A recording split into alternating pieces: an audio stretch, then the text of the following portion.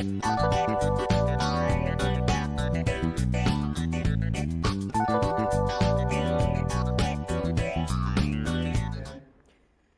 Sobat UT dimanapun Anda berada, apa kabar? Senang sekali rasanya saya Dery Odeng hari ini kembali bersama Anda dalam acara Podcast In, Podcast Informasi Universitas Terbuka Lampung. Waduh, ini bagaimana nih? Hari-hari ini sudah mulai menjalankan kegiatan pembelajaran di UT. Mudah-mudahan semester kali ini kita semua bisa mendapatkan hasil yang terbaik. Dan Podcast In hari ini kebetulan kita kehadiran salah satu tamu yang sangat luar biasa. Dan ini pastinya akan menginspirasi kita semua. Dan kita akan gali bagaimana tips dan trik beliau membagi waktu belajar di UT. Selamat pagi Bapak Ludi. Selamat pagi Mas Dery. Apa kabar Pak? Baik, Alhamdulillah, sehat. Luar biasa sekali Pak. Di tengah kesibukan ini bisa menyempatkan hadir di studio Podcast In UT Bandar Lampung. Iya, terima kasih. Mas. Iya, boleh diceritakan nggak sih Pak sebenarnya kesibukan Bapak seperti apa nih? Terus kemudian pada ujungnya memilih untuk melanjutkan pendidikan kembali di UT. Iya, jadi saya kebetulan adalah pemimpin kantor jasa superlisensi. Jadi kegiatan kami sehari-hari adalah melakukan pekerjaan, itu adalah melakukan survei dan pemetaan. Kalau KJSP itu adalah mitra dari Kementerian ATR BPN. Memang kegiatannya cukup sibuk, namun dalam prakteknya kami itu selalu ada sisi-sisi yang bolong. Jadi ada ilmu yang sebenarnya ternyata dalam praktek pekerjaan itu banyak sekali yang harusnya kita timba kembali. Ternyata ilmu yang saya dapatkan di bangku kuliah pada saat itu, pada saat dipraktekkan di lapangan, ternyata belum lengkap dari sisi kami ya. Jadi terutama kalau kami sebagai superlisensi itu kan harus punya kemampuan dari sisi survei pemetaan secara teknis, tetapi juga kita punya kemampuan, harusnya punya kemampuan tentang tata cara administrasi pertanahan dan kemudian harus paham tentang ilmu hukum pertanahan. Jadi memang ada gap ya antara praktek dengan ilmu yang kami dapatkan. Nah, oleh sebab itu UT ini adalah sebuah terobosan ya di antara kesibukan kami sebagai orang yang sudah bekerja. Itu UT itu memberikan kesempatan waktu yang fleksibilitasnya tinggi, kemudian bisa kuliah di mana saja, itu yang menarik gitu ya. Nah kemudian di dalam era yang sekarang ini, apalagi setelah zaman COVID lah ya, kita sudah mulai mengenal bagaimana kita belajar secara online, kita juga sudah terbiasa melakukan seminar juga secara online, itu kita juga sudah mulai terbiasa. Nah ternyata UT adalah sebuah terobosan. Ini menjadi peluang bagi teman-teman yang membutuhkan ilmu, tetapi prakteknya dia sibuk sekali, gitu. Seperti saya. Wow, gitu luar Mas. Biasa. Gitu. Jadi termotivasi dari beberapa part yang memang belum pernah didapatkan waktu kuliah, Pak ya? Iya, betul. Jadi ternyata kita, kalau istilahnya orang kerja itu ternyata, kalau bahasa Jawa itu terkedungsang-dungsang gitu ya. Wah ini ilmunya apa sih ya? Kita harus menghadapi masyarakat, harus menghadapi ilmu-ilmu hukum tentang pertanahan gitu. Kita nggak ada ilmunya gitu. Wah. Gitu. Sebelumnya ini Pak, boleh diceritakan nggak Pak? Bapak mengetahui informasi tentang UT itu dari mana nih? Oh iya, UT itu kan sebenarnya sudah lama ya. Saya sudah mendengar dulu sejak SD itu ada universitas terbuka. Jadi universitas terbuka kita tahu kan memang sudah ada sejak tahun 1984. Dan saya tahu dari koran-koran lah waktu itu. Kemudian sekarang saya mengikuti karena ada seorang teman yang usianya sudah lebih senior dari saya gitu ya. Ternyata mereka sudah ikut kuliah juga di UT dan dalam praktek pekerjaannya itu ternyata dia bisa menerapkan ilmunya yang didapat dari UT. Saya juga sering bertanya kepada mereka gimana mengatur waktunya. Ternyata bisa tuh, dia kesibukan dunia profesi itu yang sudah luar biasa ketat. Ternyata dia bisa lulus dari UT dengan predikat yang baik gitu ya. Nah ini menjadi pemicu bagi saya. Oh ternyata meskipun usianya sudah cukup tua gitu ya, bekerja juga di mana saja, itu ternyata kuliah juga masih memungkinkan. Gitu Mas Dery. Dari koran dan dari teman ya Pak ya? Iya. Tapi kenapa Pak harus memilih UT? Sedangkan kita tahu ya Pak, kalau boleh di-spill Bapak juga lulusan dari salah satu kampus negeri terbaik di negeri ini gitu kan? Terus juga banyak kampus-kampus lain juga kan selain UT. Tapi Bapak akhirnya berlabuh di UT. Mengapa itu Pak? Ya karena ternyata UT itu sudah punya pengalaman cukup lama lah, sudah 40 tahun lah dia Universitas Terbuka ini, dan ternyata juga sudah mendapatkan predikat akreditasi A dari BAN PT. Nah, itu bahkan beberapa universitas negeri belum tentu ya. Ya. Dan UT ini adalah universitas negeri yang ke-45 sejak zaman Presiden Soeharto waktu itu kan. Dia sudah cukup pengalaman yang banyak. Kemudian mendapatkan predikat perguruan tinggi terbaik hukum ya di Indonesia. Jadi Betul. luar biasa. Jadi saya tertarik untuk mengikuti ini karena ternyata UT itu tidak seperti yang dulu kita bayangkan ya. UT itu dulu punya stigma negatif. Betul. Karena UT itu adalah universitas kelas kedua lah ya. Kemudian hasil lulusannya juga dulu stigma negatifnya itu lulus UT itu kualitasnya tidak bisa menjamin. Ternyata sekarang banyak lulusan UT itu yang sudah mendapatkan posisi-posisi terbaik. Dan yang paling mengejutkan, saya membaca UT itu ternyata di tahun 2019, UT itu adalah mencetak lulusan dari Universitas Terbuka ini yang diterima CPNS terbanyak gitu. Jadi teman-teman yang pengen jadi CPNS gitu ya, kuliah saja di UT gitu kan, fleksibel bisa kuliah dari mana saja. Usianya ya, tapi kalau CPNS kan usianya dibatasi ya. Gitu. Begitu kira-kira Mas. Ini fakta menarik juga nih Sobat UT, bahwa Pak Ludi ini ternyata seangkatan dengan Krisdayanti ini Pak ya. Jadi Krisdayanti juga kebetulan baru masuk tahun ini di Universitas Terbuka Pak. Gimana rasanya Pak satu angkatan nama Diva Indonesia Pak? Tapi saya kebetulan belum ketemu ya, suatu saat alumni kebetulan beberapa alumni saya kenal baik. Nah, kemudian kalau mahasiswanya ya mungkin suatu saat bisa ketemulah dengan kita bisa bertukar pikiran. Iya, luar biasa. Jadi memang kemarin juga saya sempat amazed gitu Pak, sempat lihat postingan di akun UT official. Sekelas Krisdayanti pun yang sudah pernah menjadi seorang legislator, kemudian Diva, itu beliau juga masih mau untuk belajar dan pilihannya adalah UT. Dan Bapak mungkin lebih shock lagi nih, kalau tahu Krisdayanti juga ternyata ambil jurusan hukum, Mbak. Wah, sama dengan saya. Sama, betul sekali. Iya, betul. Memang hukum ini penting ya tidak saja bagi seorang profesi seperti saya, seluruh kehidupan bangsa ini mestinya juga paham tentang hukum ya. Ibu rumah tangga juga penting tahu tentang hukum. Kita berinteraksi dengan lingkungan pun juga harus paham tentang hukum kan. Kita melakukan pekerjaan-pekerjaan yang rutinitas seperti yang kita lakukan selayaknya manusia berinteraksi dengan warga lain gitu juga harus paham tentang hukum. Kira-kira begitu Mas. Kemarin kita ketemu di OSMB nih Pak. Oh iya. Ya, jadi ini pertemuan kita kali kedua. Iya Mas Dedi. Bagaimana rasanya Pak OSMB bergabung kemarin? Saya lihat juga memang banyak sekali yang fresh graduate. Rasanya di tengah-tengah mungkin bisa dibilang anak-anak dari Bapak nih. Betul. Iya Mas.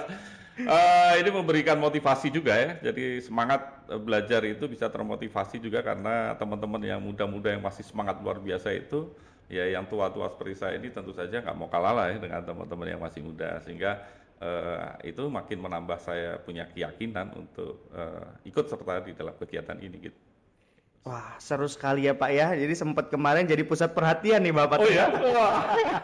karena udah tua gitu di antara Jadi memang kan akhir-akhir ini seperti yang Bapak bilang ya Pak. Sebelumnya mungkin banyak orang-orang yang bekerja yang bergabung di UT, kemudian yang mereka sudah punya kesibukan. Tapi belakangan ini tren generasi Z itu banyak sekali yang bergabung di UT.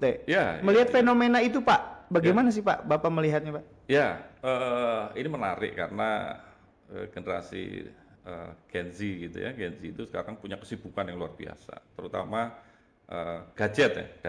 Mereka akan paham dengan teknologi yang baru, dan sekarang kemudian teknologi tentang internet, kemudian tentang komunikasi itu maju pesat. Saya rasa Gen Z itu bisa terlibat dalam kegiatan semacam itu, ditambah lagi kalau dia mau ikut belajar melalui UT. Jadi kegiatan yang dia sudah lakukan sekarang ini, misalkan berbisnis juga, mereka juga sudah mulai platform tertentu gitu kan, mereka bisa berbisnis tetapi bisa juga sambil kuliah. Luar biasa itu. Jadi ini adalah terobosan yang luar biasa, dan mungkin UT mesti perlu terus mensosialisasikan kegiatan ini dengan sebaik-baiknya gitu. Betul sekali Pak. Nah, berbicara tentang Gen Z, kalau kita lihat fleksibilitas dari waktu, mungkin mereka lebih sedikit senggang dibandingkan Bapak dan seusia Bapak gitu ya. Iya. Jadi kami juga ingin tahu nih Pak, bagaimana sih sebenarnya strategi belajar yang Bapak jalankan ke depan Iya, di iya. tengah kesibukan, tapi dijawabnya nanti ya Pak ya. Oke.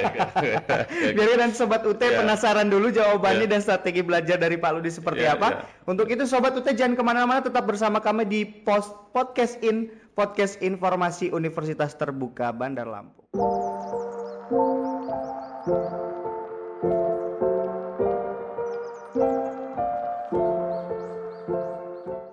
Terima kasih Sobat UT, Anda masih bersama kami dalam acara Podcast Informasi Universitas Terbuka Bandar Lampung. Masih bersama tamu istimewa kita ini Pak Ludi ya Pak ya. Luar biasa sekali nih kalau saya lihat dari biodatanya nih Pak.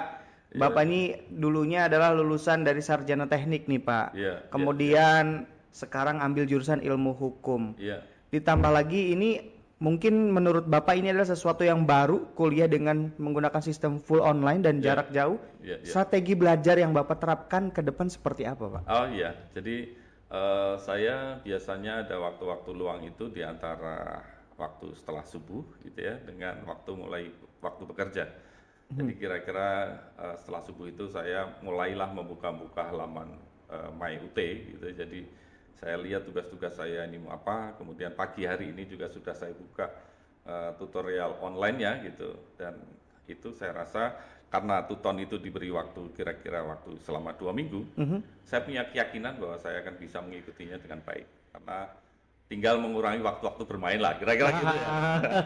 Jadi kalau biasanya yang biasa-biasa ngopi, ngopinya sambil buka tuton gitu ya. Saya rasa bisa karena ternyata platform yang dibikin oleh UT itu sangat familiar ya dengan orang-orang yang biasa menggunakan aplikasi di internet gitu. Dan itu bahkan untuk orang-orang yang jarang membuka aplikasi di internet pun saya rasa ini juga mudah gitu ya. Karena platform yang dibangun oleh UT ini sangat familiar kepada orang-orang yang menggunakan internet. Jadi sudah cukup nih Pak ya, cukup dipahami gitu ya Pak ya. Jadi menurut Bapak selain dari sistem yang sudah ada, kira-kira apalagi sih Pak hal yang mendukung pembelajaran kita sebagai mahasiswa? Ya, jadi memang ya kalau di universitas terbuka itu di lain dari sisi fleksibilitas, kemudian waktu dan jarak, atau kita bisa kuliah dimanapun, memang ada sisi kekurangannya itu di tatap muka, tatap muka dengan dosen. Tetapi dosen-dosen itu kelihatannya memberikan waktu yang cukup, bagaimana kita meminta waktu untuk bertatap muka meskipun hanya secara online. Nah itu kedepannya mungkin kalau misalkan ada waktu-waktu tertentu kita perlu juga nih ketemu secara offline gitu ya, bagaimana kita mendiskusikan apa yang sudah kita pelajari di UT. Kalau kita memerlukan informasi lebih dalam lagi, ya mungkin ada UT mesti memberikan waktu yang lebih banyak lagi juga terkait dengan kegiatan offline-nya gitu. Betul sekali. Jadi memang terkadang ada juga nih Pak, para tutor-tutor yang menyematkan kontak pribadi beliau di dalam sistem pembelajaran. Jadi beliau juga memang nanti membuka kita untuk berkomunikasi secara langsung Pak. Terus melihat fitur-fitur nih Pak, Bapak kan tadi informasinya sudah membuka nih web dari Tuton. Fitur-fitur di dalamnya itu apa sih Pak yang unik atau mungkin yang baru Bapak tahu, wah ini ternyata seru gitu? Jadi yang pertama kali pagi tadi saya buka itu perkenalan ya. Perkenalan. Ternyata kita juga bisa berinteraksi dengan seluruh mahasiswa di seluruh Indonesia, khususnya di jurusan yang sama ya. Dan kita kemudian semakin mudah seperti kita berhadapan langsung ya, karena fasilitas yang diberikan UT itu memberikan peluang kepada kita untuk berkomunikasi kepada mahasiswa atau kepada dosen bahkan tutor kita gitu. Jadi itu menarik lah menurut saya. Apalagi kita sudah terbiasa ya. Bahkan saya ceritakan ke Mas Dery tadi, kita memberikan undangan. Itu yang dulunya tabu lah ya, ngirim undangan lewat online gitu. Dan sekarang sudah terbiasa, bahkan kepada para pejabat pun kita memberikan undangan juga kirim lewat WA saja, gitu, enggak apa-apa. Karena memang teknologi memungkinkan itu dan kegiatan kita yang semakin cepat justru lebih efisien. Termasuk belajar, ini juga efisien. Menarik sekali ya Pak ya. Iya. Lalu Pak, tanggapan keluarga dan juga rekan kerja nih Pak, mengetahui Bapak kuliah lagi di UT dengan jurusan yang berbeda. Pasti ada pro and cons gitu ya Pak ya. Gimana itu Pak? Jadi yang pro itu justru mereka makin tertarik gitu. Wah ternyata yang usia saya ini udah 54 tahun ya, gitu ya. Ternyata masih punya semangat untuk kuliah, belajar lagi. Mereka pingin kuliah karena ternyata ada peluang untuk itu. Karena ya tadi yang saya ceritakan, Meskipun UT itu dulu punya stigma negatif kan sebagai universitas meskipun negeri, tetapi apakah iya sih secara online itu bisa memberikan hasil yang cukup dan memadai? Tapi nyatanya bisa. Itu yang pro dan pro-nya ya, yang ingin tertarik juga banyak. Karena tadi saya ceritakan ada banyak bolong-bolong di profesi kami ini, ternyata ilmunya harus ditambahi. Lewat apa? Ya karena sudah kerja tentu saja secara online. Kemudian yang Baik. negatif itu ya, negatifnya itu apa ya, pesimis gitu. Apa iya bisa membagi waktu gitu ya. Nah ini harus saya buktikan gitu. Meskipun ini saya ikut di S1 ya, S1 kan perlu 8 semester gitu. Betul. Masih panjang Panjang ceritanya gitu sekali. ya. Ya mudah-mudahan diberi kesehatan terus gitu ya, supaya bisa mengikuti kuliah ini sampai tuntas gitu. Mungkin pernah ada terlontar sebuah pertanyaan, kenapa nggak ngambil pasca atau ngambil doktoral gitu kan ya Pak ya? Nah, Kenapa S1 lagi sih oh gitu? ya, karena ilmu kami itu kan sama sekali berbeda dengan yang saya ambil. Tetapi yang berbeda ini justru kami butuhkan. Betul. Kalau pasca itu kan spesialis ya, artinya kita sudah punya pengalaman S1 sebelumnya. Tetapi kami kan belum, saya khususnya gitu ya, secara ilmu hukum itu perlu mendapatkan ilmu-ilmu dasarnya. Dasarnya itu dari mana? Ya dari S1 inilah gitu. Kalau saya lompat ke S2 ya, mungkin S2-nya di jurusan yang saya sudah ambil dulu. Tetapi kalau di ilmu hukum kan berbeda, sangat berbeda. Berbeda tapi butuh gitu. Gitu Mas. Ternyata memang kita perlu upgrade ya Pak ya, Ya, terutama upgrade, ya. kondisi-kondisi yang Ya, kita alami ya, sehari-hari ya, ini ya, Pak. Kemudian Ya.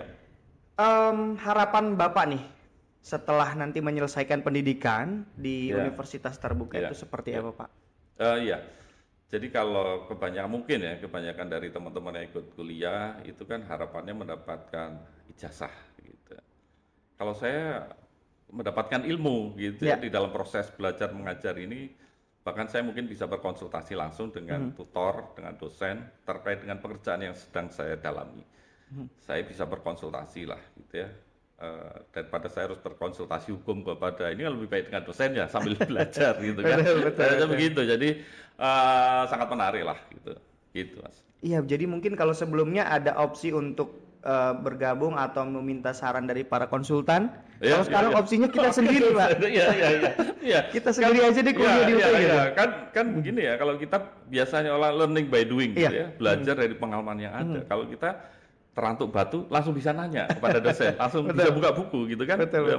Modulnya kita pelajari sambil kita bekerja. Iya, gitu. betul. Ini hampir mirip sih Pak dengan pengalaman yang saya alami nih Pak. Iya. Jadi ketika saya melakukan sebuah praktek dalam membawakan acara, kebetulan ada mata kuliah yang berhubungan, langsung saya buka nih. Iya. Betul. Luar biasa menarik ternyata Pak kuliah di UT ya Pak ya.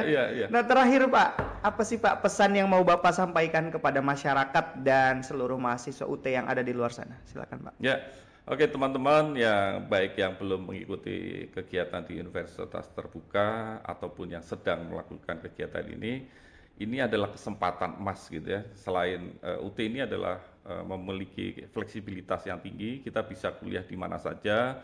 Kemudian waktunya juga relatif lebih fleksibel. Kemudian tentu saja dengan biaya yang tidak terlalu tinggi dibandingkan dengan kuliah yang offline. Kemudian ini memberikan peluang kepada kita bagi teman-teman yang sedang bekerja, kita bisa belajar sambil menyisihkan waktu di antara kesibukan kita dalam bekerja. Oleh sebab itu, ikuti Universitas Terbuka, kalaupun teman-teman ingin mendapatkan ilmu yang ingin atau yang dibutuhkan. Kira-kira begitu, Mas? Luar biasa, terima kasih Pak Ludi. Hari ini sudah hadir bersama kami dan mudah-mudahan nanti kita bisa ketemu lagi Pak. Baik. Di lain waktu, Sama-sama, Mas. dalam kegiatan yang sama di bawah UT.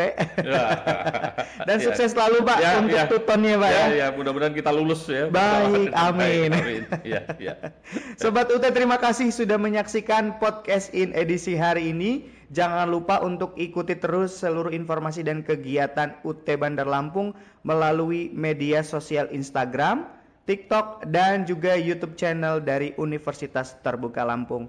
Untuk itu saya Dery Odeng pamit undur diri. Terima kasih sudah menyaksikan podcast informasi Universitas Terbuka Bandar Lampung. Sampai jumpa.